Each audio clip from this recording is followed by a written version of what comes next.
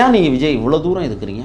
ஊராட்சி மன்ற தலைவராக இருந்தாரா, இல்லை ஒன்றிய பெருந்தலைவராக இருந்தாரா, இல்லை மாவட்ட பெருந்தலைவராக இருந்தாரா? இல்லை தான் அந்த தலைவர் 2 ஆண்டுகள் கூட இன்னும் முடியலை, 1.5 ஆண்டுகள் தான் ஆகுது. அதுக்குள்ளே இவ்வளோ பேர் ஒட்டுமொத்தமாக சேர்ந்து ஒரு தாக்குதலை நீங்கள் தொடுக்குறீங்கன்னு சொன்னால் அப்போ என்ன காரணம்னா, வந்தால் நம்மளுக்கு சிக்கல். 3 செக்ஷனுமே முதல் அக்யூஸ்ட் நம்பர் 1 விஜய். இதுக்குள்ள வந்து உள்நோக்கம், முதல்ல அவங்க அம்மாவை தூண்டி விட்டது யாருன்னு இப்போ பார்க்கணும். அடுத்து இந்த தம்பியை வந்து மாற்றி பேச வச்சது யாருங்கிறதையும் நம்ம பார்க்கணும். விஜய் மீது வழக்கு தொடுத்த நபர், அந்த தம்பி பேர் சரத்குமார். இன்னொருத்தர் பார்த்திங்கன்னா அஜய்ன்னு சொல்லிட்டு ஒரு தம்பி, அவன் தான் உண்மையானவன். ஆமாம், தூக்கி வீசப்பட்டது அஜய் தான், சரத்குமார் இல்லை அப்படிங்கிறத இன்றைக்கு தமிழக வெற்றிக்கழக ஊடகங்கள் மற்றும் பொதுநல ஊடகங்கள் பிரதிபலித்து காட்டிடுச்சு.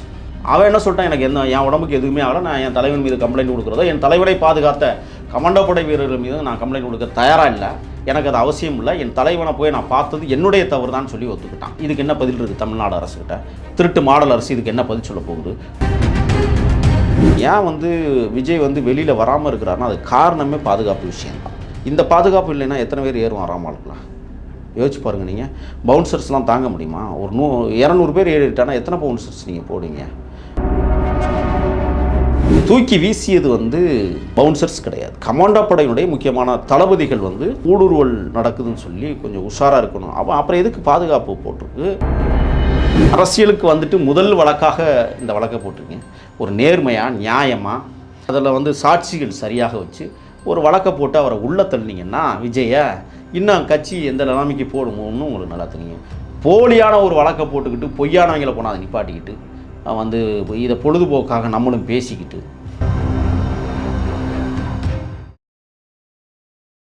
ஹோம்லேண்ட் பாலிடிக்ஸ் நேயர்களுக்கு வணக்கம். இன்று நம்மோடு அரசியல் பேச இணைந்திருக்கிறார் அரசியல் விமர்சகர் திரு முகில் அவர்கள். வணக்கம் திரு. வணக்கம். பரபரப்பான பேசப்பட்ட விஜய் 2வது மாநாடு முடிஞ்சது. பல சலசலப்புகள் அது உள்ள, பவுன்சர்கள் அட்டூழியம் பண்ணியிருக்காங்க, தொண்டர்களே வீசியிருக்காங்க. இது பல கருத்துக்கள் இருந்தாலும் அதில் இப்போ குறிப்பிட்டு ஒரு இளைஞன் வந்து தூக்கி வீசப்பட்டான்னு வழக்கு தொடுத்திருக்காங்க. அதுலேயும் முரண்பட்ட கருத்துக்கள், அது நான் தான் நீ தான். எப்படி பார்க்குறீங்க இந்த நிகழ்வை? அதிகார வர்க்கம் எவ்வளவு ஆழமாக ஊடுருவுகிறது என்பதற்கு எடுத்துக்காட்டு தான் வந்து இந்த 2வது மகத்தான மாநில மாநாடு. அதற்கு பிறகு எழுகிற சர்ச்சைகள், அதற்கு பிறகு நடக்கிற சம்பவங்கள், இதெல்லாம் பேசுபொருளாக கடந்த ஒரு வார காலமாக ஊடகங்களில் நாம் பார்க்க முடிகிறது. இப்போ விஜய் மீது வழக்கு தொடுத்த நபர், அந்த தம்பி பேர் சரத்குமார். அவர் வந்து பார்த்திங்கன்னா பெருமாபாளையம் அப்படிங்கிற ஒரு ஊரை சேர்ந்தவர். அவர் வந்து குன்னம் தொகுதி, பெரம்பலூர் மாவட்டம்.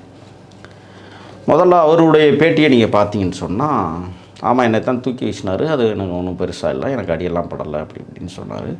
எங்கள் அம்மாவை வந்து யாரோ தூண்டி விட்டுருக்குறாங்க சொல்ல சொல்லி, அது யாருன்னு எனக்கு தெரியல அப்படிங்கிற மாதிரி முதல்ல பேட்டியை கொடுத்தாரு. உடனடியாக வந்து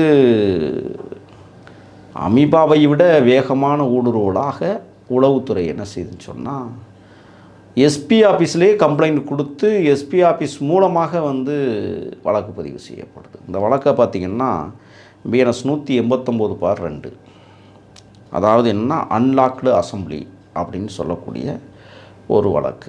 இந்த அன்லாக்டு அசம்பிளின்னா அங்கே கூடிய கூட்டம் எப்படி அன்லாக்டாக இருக்கும் அப்படிங்கிற ஒரு விஷயம். அனுமதி பெற்று காவல்துறையினுடைய பாதுகாப்பை பெற்று உரிய மாநாட்டை நடத்தினார்கள். அப்போ அசம்பிளி லாக் என்று சொல்லக்கூடிய 182/92 எப்படி எடுபடும்னு எனக்கு தெரியல. அடுத்த வழக்கு பார்த்திங்கன்னா 296/B.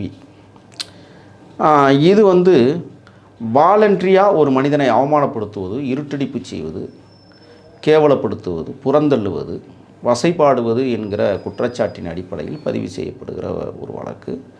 இப்போ அந்த பையனை துன்புறுத்தியதாக நீங்கள் அந்த வாலண்ட்ரீஸ் என்று சொல்லக்கூடிய அந்த பாதுகாப்பு பணியில் ஈடுபட்டவர்கள் வந்து வேண்டுமென்றே அவனை இருட்டடிப்பு செய்து கேவலப்படுத்தி அவமானப்படுத்தி இருக்கிறார்கள். பிரமாண்ட கூட்டத்தில் ஒரு மனிதனை தூக்கி வீசுவது என்பது கேவலமானது அப்படிங்கிற அடிப்படையில் அந்த வழக்கை பதிவு பண்ணியிருக்கிறாங்க. அடுத்து பார்த்திங்கன்னா 115/1, இது வந்து வேண்டுமென்றே துன்புறுத்துவது, ஒரு மனிதனை சீண்டுவது, வேண்டுமென்றே கட்டாயப்படுத்துதல் அப்படிங்கிற ஒரு ரீதியில் இந்த வழக்கை போட்டிருக்காங்க. ஆக இந்த 3 செக்ஷனுமே முதல் அக்யூஸ்ட் நம்பர் 1 விஜய். இப்படி தான் அந்த வழக்கை வந்து எஸ்பி அலுவலகத்தில் துரித வேலைகளோடு பயங்கர ஸ்பீடாக இப்போ நடந்து முடிஞ்சு வழக்கெல்லாம் போட்டு அதில் 11 பேர் சேர்க்கப்பட்டிருக்கிறார்கள். 10 பேர் பவுன்சர்ஸ். ஒருத்தர் வந்து தமிழக வெற்றி கழகத்துடைய தலைவர் விஜய் அவர்கள். இதுக்கிடையில் பார்த்திங்கன்னா இது பரபரப்பாக போய்கிட்டு இருக்கும்போதே ஊடகங்கள் வந்து அந்த தூக்கி வீசப்பட்ட நபரை வந்து கிட்ட காட்சிகள் என்ற அடிப்படையில் க்ளோஸ் ஷாட் அப்படிங்கிற வரிசையில் ஜூம் பண்ணி ஒவ்வொன்றா பார்க்கும்போது கம்ப்ளைண்ட் கொடுத்த பையனுக்கும் இதுக்கும் தொடர்பு. ஆனால் கம்ப்ளைண்ட் கொடுத்த இந்த சரத்குமார் என்கிற அந்த தம்பியை பெரம்பலூர் மாவட்டத்தினுடைய தமிழக வெற்றி கழகத்தினுடைய மாவட்ட செயலாளர் அவர்கள் போய் தொடர்பு கொண்டு என்னப்பா உனக்கு எதுவும் ஆச்சா, எதுவும் பிரச்சனையா அப்படின்னு சொல்லி ஆறுதல் படுத்துறாரு. ஆறுதல் படுத்தியதற்கு பிறகு தான் வந்து வழக்கை தொடுக்குறாங்க. இப்போ இதுக்குள்ள வந்து உள்நோக்கம், முதல்ல அவங்க அம்மாவை தூண்டி விட்டது யாருன்னு இப்போ பார்க்கணும். அடுத்து இந்த தம்பியை வந்து மாற்றி பேச வச்சது யாருங்கிறதையும் நம்ம பார்க்கணும். இது ஒரு புறம் இருக்கு. இன்னொருத்தர் பார்த்திங்கன்னா அஜய்ன்னு சொல்லிட்டு ஒரு தம்பி, அவன் தான் உண்மையானவன். விழுப்புரம் மாவட்டத்தை சார்ந்தவன். அவன் வந்து திருவோணம் தொகுதி சரவணப்பாக்கம் அப்படிங்கிற இடத்தை சார்ந்தவன். இப்போ இந்த அஜய் வந்து தூக்கி வீசப்பட்டிருக்கிறார் அப்படிங்கிறது தான் ஜூம் பண்ணி பார்க்கும்போது ஆமாம் தூக்கி வீசப்பட்டது அஜய் தான், சரத்குமார் இல்லை அப்படிங்கிறத இன்றைக்கு தமிழக வெற்றி கழக ஊடகங்கள் மற்றும் பொதுநல ஊடகங்கள் பிரதிபலித்து காட்டிடுச்சு. அவன் கையில் கட்டியிருக்கிற பச்சைக்கயிறு, அவன் தலைவெட்டு, அவன் அணிந்திருந்த சட்டை, அவன் போட்டிருந்த செருப்பு, அதற்கு முன்னால் வந்து இந்த அஜய் வந்து மாநாட்டுக்கு கிளம்பும்போது ஊரில் இருந்து எடுக்கப்பட்ட புகைப்படம், வண்டியில் ஆட்டம் போட்டுக்கிட்டு வந்த புகைப்படங்கள், முதல் நாள் இரவு 8 மணிக்கு கிளம்பி மறுநாள் காலை 8 மணிக்கு வந்து மாநாட்டு திடலில் அடைஞ்சிருக்கிறாங்க. காலைல 8 மணிக்கு போனால் தான் அந்த முகப்பை போய் தொட முடியும். எந்த முகப்பை? அந்த ராம்வால்க் என்று சொல்லக்கூடிய நடந்து வர பகுதிக்கு காலையிலே போய் தங்கினா தான் பண்ண முடியும். ஆனால் அந்த சரத்குமாருங்கிற தம்பி வந்து சாயங்காலம் தான் போயிருக்கிறான். 4 மணிக்கு போனால் எப்படி ராம்வால்கிட்ட போயிருக்க முடியும்? அதுக்கு வாய்ப்பே இல்லை. பட் அவனுக்கிட்ட இருந்து நீங்கள் வந்து எப்போ நீ மாநாட்டுக்கு உன்னை யார் கூட்டிகிட்டு வந்தது, எதன் மூலமாக வந்தானா கேட்டால் நான் பஸ்ஸில் வந்தேன், ட்ரெயினில் வந்தேன்னு பெதட்டுறான். உண்மை இல்லை. ஆனால் அஜய் வந்து ஊரில் கிளம்பும்போது எடுத்து போட்டால், வண்டியில் ஆட்டம் போட்டது, சாப்பிட்டது, மாநாட்டு திடலில் இறங்கினதுக்கப்புறம் ராம்வால்க்கு பக்கத்தில் போய் உட்கார்ந்தது, இது எல்லாமே அவன் வந்து ஆதாரப்பூர்வமாக அவன் சொல்கிறான். நான் அணிந்திருந்த சட்டை தான், நான் வெட்டியிருந்த வெட்டு இது தான், இந்த இருக்குது பச்சை கயிறு என் கையில், நீங்கள் பிடிச்சி என்னை இறக்கும்போது கூட வந்து பச்சை கயிறு தான் நான் கட்டியிருந்தேன் அப்படின்னு சொல்லி இப்போ அந்த தம்பி வந்து ஒப்புதல் வாக்குமூலத்தை கொடுத்துட்டு அவன் இன்னொன்னையும் சொல்கிறான். எங்கள் தளபதியை அசிங்கப்படுத்துவதற்கு ஏதோ ஒரு சதிவேலை நடக்கிறது, அந்த சதிவேலைக்கு நான் ஆட்பட மாட்டேன், என்னைக்காக இருந்தாலும் என் தலைவன் தான் எனக்கு முக்கியம், நான் வந்து எனக்கு எந்த அடியும் கிடையாது, எந்த காயமும் கிடையாது, நான் ஏன் செஞ்சதான் தப்பு, என் மேலே நிறைய தவறு இருக்குது, பாதுகாக்கப்பட்ட பகுதியில் நான் போய் முதல்ல நுழைஞ்சது ரொம்ப ரொம்ப தப்பு, அதுவும் 8 அடி உயரம் கொண்ட அந்த ராம்வால்க்கு உயரத்தில் கிரீஸ் தடவி இருந்தாலும் கூட நான் தலைவனை எப்படியாவது பார்த்துலான்னு தான் எகிரி குதித்தேன். என்னை போல நிறைய பேர் எகிரி குதித்தாங்க. நான் தலைவர்கிட்ட கையை கொடுத்துக்கிட்டே நான் வந்து இறங்குற நேரத்தில் தான் என்னை தூக்கி போட்டாங்க. இதில் இன்னொரு விஷயம் இருக்குது. ராம்வால்க்கில் நடந்து போகும்போது அந்த பாதுகாப்பு விஷயங்களில் இருந்த கமாண்டோ படையினர் தான் தூக்கி வீசியதாக இப்போ ஒரு செய்தி இருக்குது. அதில் வந்து பவுன்சர்ஸ் தூக்கி வீசலை. இப்போ தனியார் பவுன்சர்ஸ் தான் அவங்கெல்லாம் இல்லை, தனியார் இல்லை, கூட வந்து ஒரு 6 கமாண்டோ படை. அவருக்கு வந்து இசட் பிரிவு பாதுகாப்பு கொடுக்கப்பட்டிருக்கிறது விஜய்க்கா. ஆமாம், மத்திய அரசு கொடுத்துருக்கு. இப்போ அந்த படை வீரர்கள் 6 பேருக்கு பிறகு தான் பவுன்சர்ஸ் நிற்பாங்க. அப்போ அந்த 6 பேர் சுற்றி நடுவில் அவர் நடந்து போகும்போது தான் இந்த தம்பி ஊடுருவுறான் மேலே ஏறி. அப்போ தான் அந்த பவுன்சர்ஸ் தூக்கி வீசலை. நீங்கள் பார்த்தீங்கன்னா அந்த கமாண்டோ படை, அந்த இஜெட் பிரிவு பாதுகாப்பு படை வீரர்கள் அந்த இது போட்டிருப்பாங்க, இதே சிம்பிள் போட்டிருப்பாங்க, கழுத்தில் ஒரு ஒயர் மாதிரி கட்டி அவங்களுக்கான அடையாள அட்டையை தொங்க விட்டுருப்பாங்க. அவங்க வந்து எப்போதுமே அந்த அடையாள அட்டை இருக்கணும். அப்போ இதை தூக்கி வீசியது வந்து இவங்க பவுன்சர்ஸ் கிடையாது, கமாண்டோ படையினுடைய முக்கியமான தளபதிகள் வந்து ஊடுருவல் நடக்குதுன்னு சொல்லி கொஞ்சம் உஷாராக இருக்கணும். அப்புறம் எதுக்கு பாதுகாப்பு போட்டிருக்கு? ஒரு தலைவனை பாதுகாப்பதற்கு 6 பேர் கொண்ட கமாண்டோ, மிகப்பெரிய பிரிகேடியர்ஸ் அளவில் இருக்கிற ஒரு கமாண்டோ படை வீரர்கள் அவங்கள போட்டிருக்காங்க அப்படின்னா அவங்க பாதுகாப்பு கொடுக்குறது தான் இருக்காங்க. அதுக்கு அஜயை சொல்லிட்டான் தம்பி, பாஜக விஜய்க்கு பாதுகாப்பு கொடுத்து இருக்கு, ஏன் நீங்கள் அதை அரசியலாக பார்க்குறீங்கன்னு கேட்குறேன். நீங்கள் ஒரு விஷயம் பாருங்கள், இந்த பாதுகாப்பு இல்லைன்னா எத்தனை பேர் ஏறும் ஆறாமலுக்குலாம் யோசிச்சு பாருங்கள். நீங்கள் பவுன்சர்ஸ்லாம் தாங்க முடியுமா? ஒரு 200 பேர் ஏறிட்டானா எத்தனை பவுன்சர்ஸ் நீங்கள் போடுவீங்க? அவருக்கு பாதுகாப்பு போட்டதே நீங்கள் ஏன் வந்து விஜய் வந்து வெளியில் வராமல் இருக்கிறாருன்னா அது காரணமே பாதுகாப்பு விஷயந்தான். பாதுகாப்பு அவருக்கு இப்போ மதுரைக்கு வந்து அவர் திண்டுக்கல் படப்பிடிப்புக்கு போகும்போது மதுரையில் நம்ம பார்த்தோம் என்ன சினிமா ஷூட்டிங் போகும்போது கூட அவரை வெளியிலே கமாண்டோ பாதுகாப்பெல்லாம் இருக்கா அவருக்கு? ஆமாம், போட்டிருக்காங்களே, எல்லா இடத்துலையும் போட்டிருக்காங்க. அது காரணம் என்னென்னா, பட் அவரை பாதுகாக்கணும் அப்படிங்கிற ஒரு விஷயம் இருந்தாலும் கூட இதில் இன்னொரு விஷயம் என்னென்னா, அவர் வெளியில் போகவே முடியாத அளவுக்கு இந்த தொண்டர்களுடைய படைசூலம் பயங்கரமாக இருக்குது. அதுக்காக தான் அவங்க கமாண்டோ படை கேட்டாங்க, எங்களுக்கு வந்து பாதுகாப்பு வேணும், ஏன்னா இல்லைன்னா சமாளிக்க முடியாது. இப்போ மாநாட்டில் கூட அவர் பேசும்போது கூட விஜய் ஒரு கட்சி தலைவர் என்னவா இருக்காரு? இல்லை கட்சி உங்களுக்கு சந்தேகமாக இருக்கா? இல்லை, என்ன கேட்குறேன். தமிழக தலைவர், தமிழக வெற்றி கழகத்தின் தலைவர் எல்லா தலைவர்களுக்கும் கமாண்டோ பாதுகாப்பு கொடுக்குறாங்களா? கேட்டால் கொடுப்பாங்களே. எனக்கு உயிருக்கு அச்சுறுத்தல் இருக்குது அப்படின்னு சொன்னால் ஆம்ஸ்ட்ராங் பல முறை கேட்டிருக்காரு. ஒரு மாநில தலைவர், தேசிய கட்சியோட மாநில தலைவர், அவருக்கும் கொடுத்துருக்கலாம். அவர் வந்து துப்பாக்கி லைசன்ஸ் கேட்டாங்க, கொடுத்தாரு. கமாண்டோ பாதுகாப்பு கொடுத்துருக்கலாம். ஒரு தேசிய இல்லை நான் என்ன கட்சியோட மாநில தலைவர் அவருக்கும் கொடுத்துருக்கலாம். அவரோட நான் நீண்ட நாள் பயணிச்சேன். ஆம்ஸ்ட்ராங் என்னை வந்து கேட்கல, எனக்கு வந்து உள்ளூர் பாதுகாப்போ எந்த பாதுகாப்பும் எனக்கு தேவையில்லை, நான் எந்த தப்பும் பண்ணலை அப்படிங்கிற ரீதியில் தான் அவர் விஜய் தப்பு பண்ணியிருக்காரு. இல்லை நான் என்ன கேட்குறேன்னா, தப்பு பண்ணுறேங்கிறதுக்காக மட்டும் அது போடுறதில்ல, உயிர் பாதுகாப்பு அப்படிங்கிறது ரொம்ப ரொம்ப முக்கியம். அதனால தான் ராம்ஸ்ட்ராங் இழந்திருக்கிறோம். நீங்கள் கவனத்தில் எடுத்துக்கணும். சரி, இன்னொரு இன்னைக்கு வளரும் கட்சி தலைவர்களை விஜய் இருக்கும்போது அவரை நம்ம இழந்துடக்கூடாது அப்படிங்கிறதுல விஜய் அவர்களே வந்து எனக்கு ஒரு பாதுகாப்பு வேணும், நான் வெளியில் போனால் வந்தால் என்னுடைய உயிருக்கு அச்சுறுத்தல். 2 வருடமாக அரசியல் நடத்தியிருக்காரு விஜய்க்கு பாதுகாப்பு கமாண்டோ கொடுக்கல. அது இடையில நாங்கள் அது வேணான்னு சொல்லலை. இல்லை இடையில திருமாவளவர்கள் 40 ஆண்டுகள் அரசியல் பண்ணிட்டு இருக்காரு. அவருக்கு சாதி ரீதியாக பல அச்சுறுத்தல் இருக்குது. அவர் பலமுறை கேட்டிருக்காரு. அவருக்கு இல்லை, அவர் கேட்கவே இல்லை. யார் சொன்னால்? அவர் வந்து உள்ளூர் போலீஸார் பாதுகாப்பு இன்றைக்கி மாநில அரசு வந்து ஆம்ஸ்ட்ராங் படுகொலைக்கு பிறகு உங்களுக்கு தெரியுமா, 7 போலீஸ் வந்து எப்போதுமே பாதுகாப்பு படையில் இன்றைக்கி நியமிச்சிருக்கிறாங்க அண்ணன் திருமாவுக்கு. அவர் செல்லுகிற இடமெல்லாம் பின்னாடி ஒரு வாகனம் போயிட்டு இருக்கு. குறிப்பாக அரசு எதிர்த்து போராடிட்டு இருக்காரு. ஆமாம், அதனால தான் தரமாட்டேன் கமெண்ட். இல்லை, இங்கேயும் இப்போ துப்பாக்கி ஏந்திய போலீஸ் தான் அவருக்கு பாதுகாப்புக்கு இருக்கிறாங்க. 6 பேர் துப்பாக்கி ஏந்திய போலீஸ் போட்டிருக்கு. இல்லை, அதெல்லாம் வந்து மறுப்பதற்கே இல்லை. இன்னொன்று என்னென்னா, ஆம்ஸ்ட்ராங் படுகொலையில் வந்து நான் பேசினேன் தொடர்ச்சியாக வந்து இந்த மாதிரி தலைவர்களை படுகொலை செய்ய வேண்டிய சூழல் தமிழ்நாட்டில் ஏற்பட்டிருக்கிறது என்றால் சாதியம் தலைவிரித்து ஆடுகிறது. ஆகையால் அண்ணன் திருமாவுக்கு உரிய பாதுகாப்பை கொடுக்க வேண்டும் என்று நான் தொடர்ந்து எல்லா வலைவழித்தளங்களையும் நான் பேசியிருந்தேன். அதுக்கப்புறம் வந்து அவங்க என்ன செஞ்சாங்கன்னா, சுற்றுக்காவல் என்கிற பெயரில் வந்து இருசக்கர வாகனத்தில் வந்து பாதுகாப்பு கொடுத்தாங்க. நான் அதை நக்கலடிச்சு கூட பேசினேன். ஏப்பா 60 கிலோமீட்டர் வேகத்தில் மகிழுந்து செல்கிற போது 25 கிலோமீட்டர் வேகத்தில் எப்படி ஈரூரில் போய் பாதுகாக்க முடியும்னு நான் ஒரு கேள்வி வச்சேன். தொடர்ச்சி அதையும் வந்து நாம் அந்த அரசுக்கு வந்து சுட்டி காட்டினோம். இந்த அரசை கூட நான் கேவலமாக கூட அந்த விஷயத்தில் நான் இப்போ செய்தியில் போட்டேன். அப்போ வந்து அரசு இப்போ என்ன செஞ்சுன்னா, ஒரு வாகனம் கொடுத்துச்சு. ஒரு வாகனம் 7 பேர் கொண்ட பாதுகாப்பு படை ஓட்டுநரோட, அதுவும் ஆயுதம் தரித்த வீரர்களாக போகணும் அப்படின்னு சொல்லி இன்றைக்கி வந்து அண்ணன் திருமாவை பாதுகாக்கிற இடத்துல மாநில அரசு அந்த உரிமையை எடுத்திருக்கு.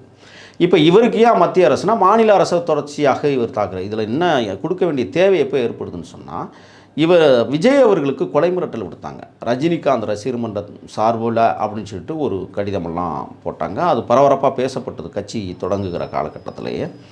அப்போ இந்த உரிய பாதுகாப்பு எப்போனா, பரந்தூர் விமான நிலையத்துக்கு நான் வந்து எதிர்ப்பேன் அப்படின்னு சொல்லும்போது தான் கடுமையாக அந்த ஆர்ப்பாட்டத்தில் போய் அவர் கலந்துக்கும் போது தான் பெரிய புதாகரமான பிரச்சனைகள் என்னென்னா, மக்கள் வந்து முண்டி எடுத்து அவர் வாகனத்திலே மேலே ஏறி சூழ ஆரம்பிச்சிட்டாங்க. சரி, இனிமேல் நம்ம தனியாக எவ்வளவு தான் உயரத்தில் இருந்தாலும் இந்த மக்கள் நம்ம அன்பின் மிகுதியாக மேலே ஏறிடுறாங்க, அது ஆபத்தை உருவாக்கும் அப்படிங்கிறதுக்காகத்தான் கமாண்டோ படை இசட் பிரிவு பாதுகாப்பு கொடுத்தாங்க.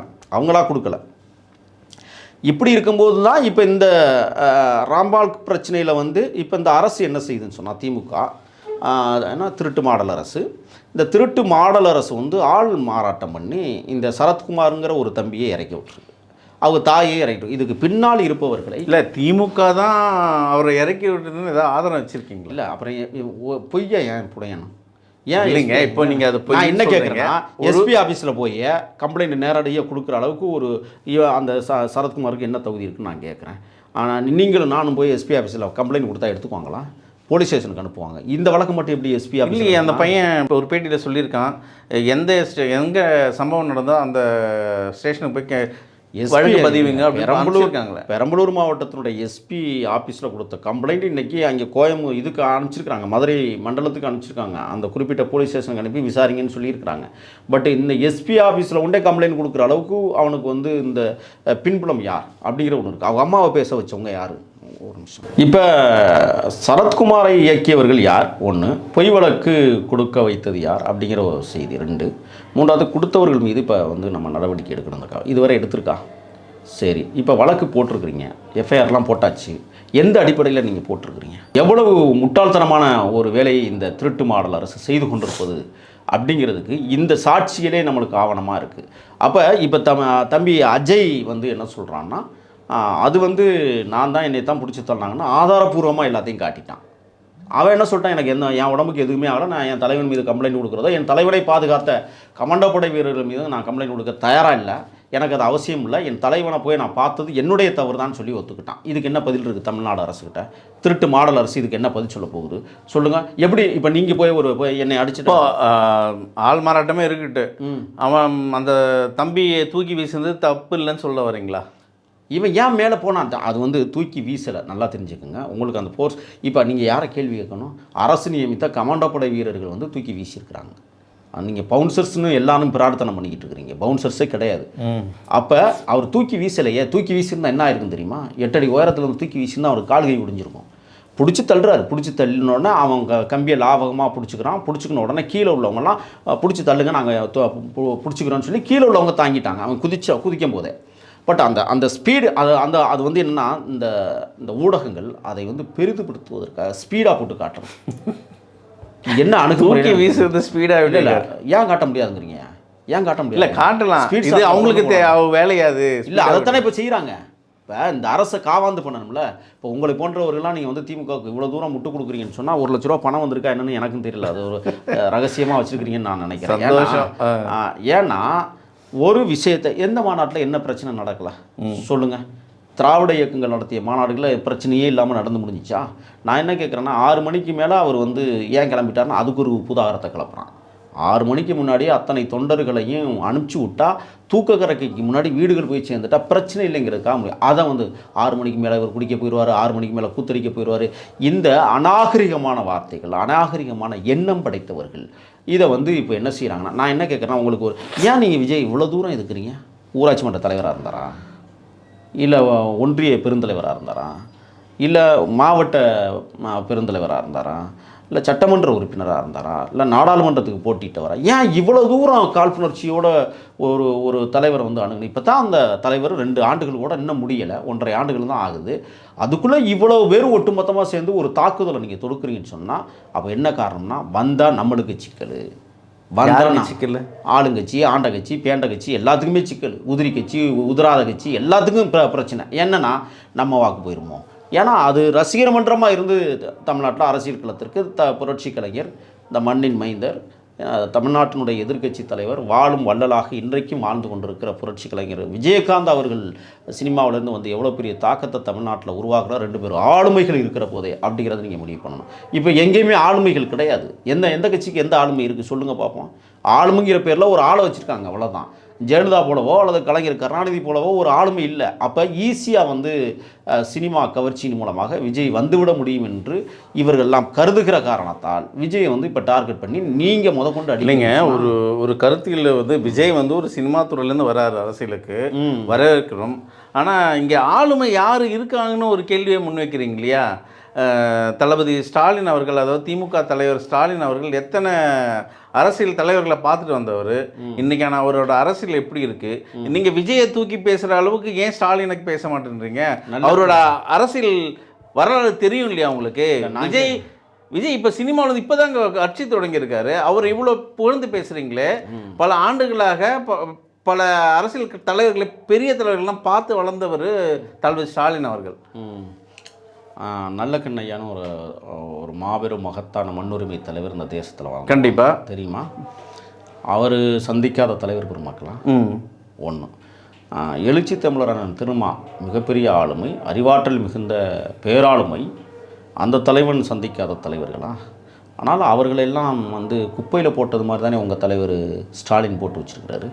கூட்டணி கட்சியில் தானே இருக்காங்க. கூட்டணி கட்சியில் குப்பையில் எங்கே போட்டிருக்காங்க? குப்பையில் போட்டு தான், கூட்டணி இல்லை, குப்பையில் போட்டிருக்காங்க. அண்ணன் திருமாவே தெளிவாக சொல்லியிருக்காரு, எங்களை அழகாக, அதாவது மரியாதை கொடுத்து நடத்துகிறாங்க திமுக அப்படின்னு. எப்படி மரியாதை? என்ன மரியாதை? நீங்கள் அவரோட பேட்டியை பார்க்கலையா? என்ன மரியாதை கொடுக்குறாங்கிறேன் நான் கேட்குறேன். என்ன மரியாதை? நீங்கள் குப்பையில் போட்டிருக்காங்க சொல்கிறீங்களே, இது அவரு தானே அசிங்கப்படுத்துகிற மாதிரி இருக்குது. குப்பையில் தான் போட்டிருக்காங்க. நான் இப்பவும் சொல்கிறேன், குப்பையில் தான் போட்டிருக்காங்க.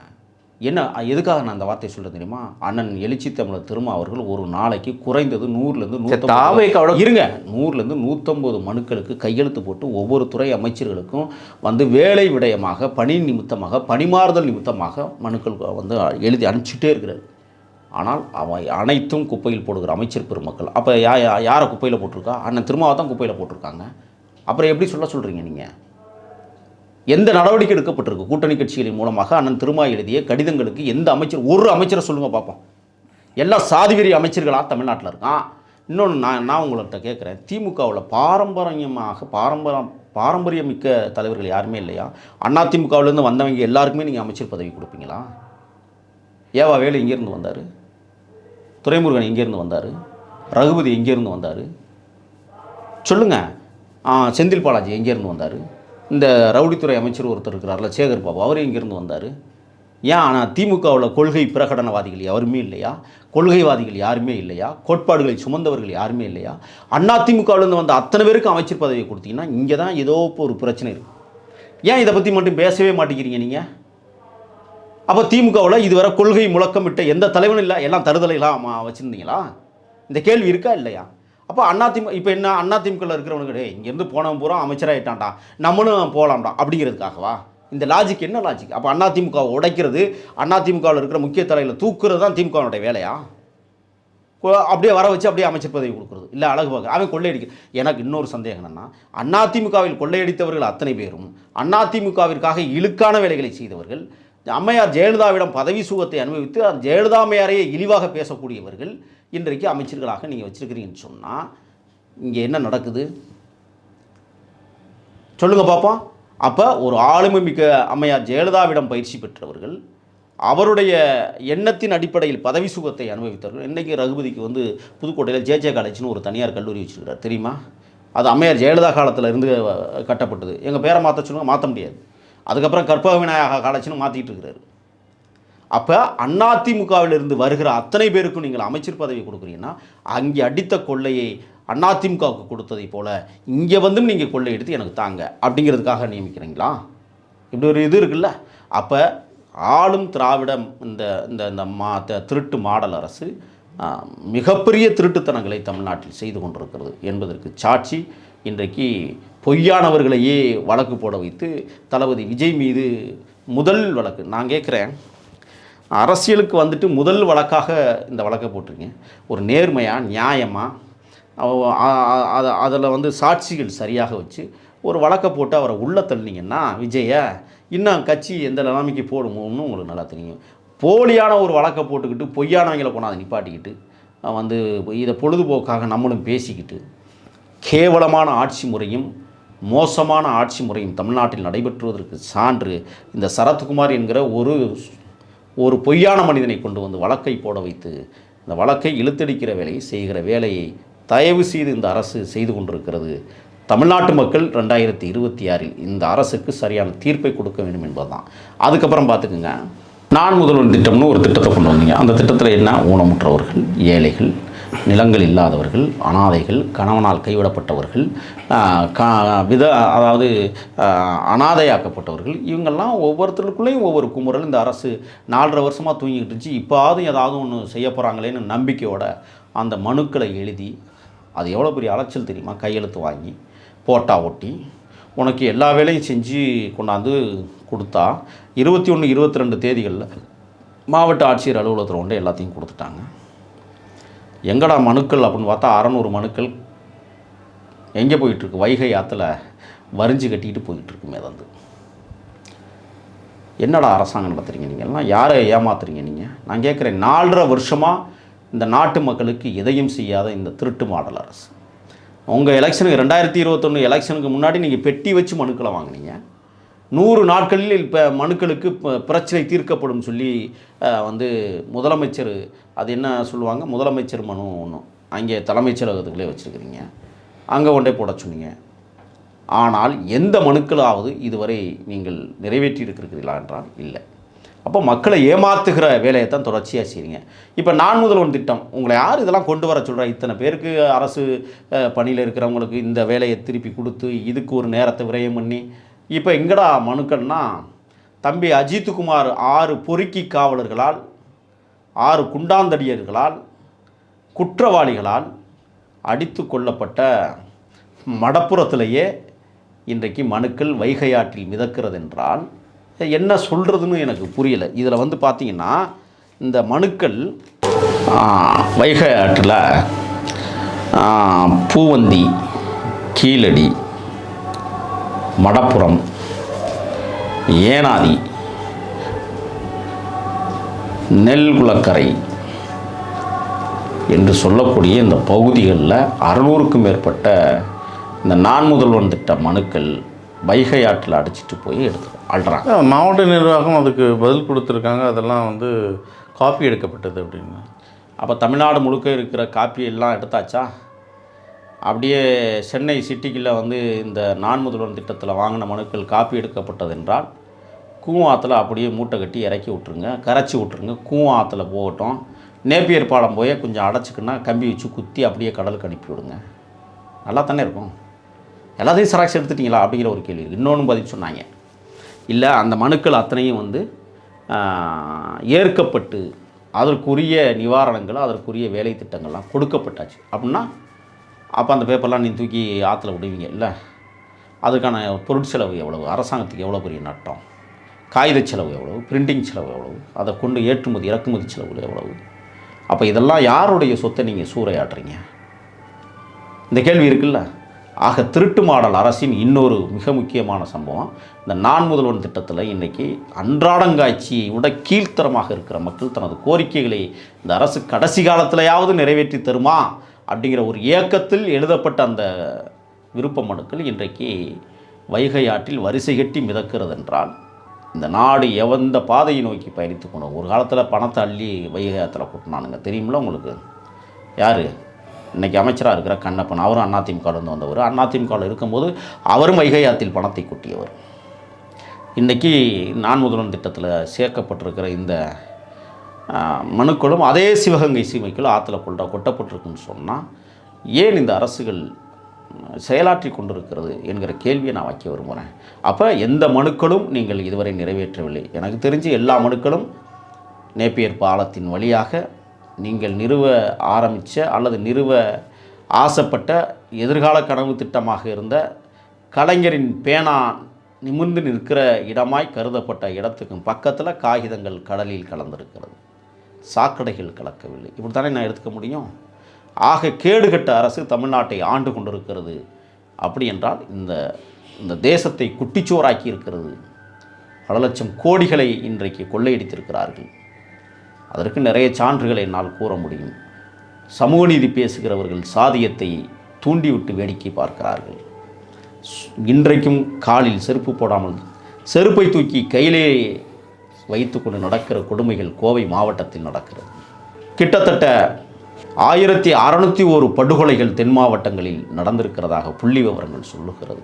4.5 ஆண்டு கால ஆட்சியில் அதில் மதுரை தான் அதிகமான படுகொலை, 342 என்றெல்லாம் இன்றைக்கு புள்ளி விவர கணக்கீடுகள் சொல்வதை பார்த்தால் இந்த அரசு மானங்கெட்ட அரசாக, கேடுகட்ட அரசாக, திராவிடம் என்கிற புனித சொல்லை கெடுத்து குட்டிச்சோராக்கி ஆண்டு கொண்டிருக்கிறது. இந்த அரசு அப்புறப்படுத்தப்பட வேண்டும் என்பதுதான் நம்முடைய தாழ்மையான கோரிக்கையாக மக்கள் மன்றத்தில் நான் வைக்க விரும்புகிறேன். திமுக மீது பல குற்றச்சாட்டுகள் வருகின்ற 2026 தேர்தல் பதில் சொல்லும்.